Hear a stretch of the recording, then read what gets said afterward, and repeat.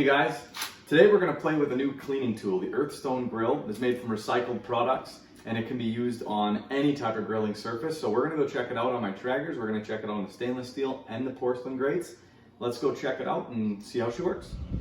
All right, so this can be used dry or wet. So I have some warm water, but let's try it out first of all as dry on the stainless steel and let's see how it goes. So it says apply gentle pressure and even. That seems to work pretty awesome.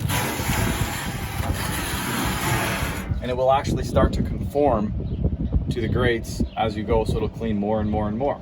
Now let's try it wet. All right, so for wet, we'll just dip it in there for a few seconds. It is warm water. And now let's see how it works.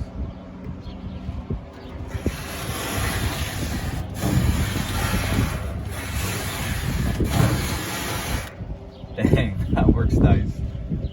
And then to finish it, all you basically have to do is just wipe it off with a cloth or rinse it out, whatever works best for you, and that's it. So let's go try it on the porcelain grates on the other Traegers. All right, so as you can see, this one is a dirty girl as well, so let's try it out. Gentle pressure. Wow, it really does get everything off of there.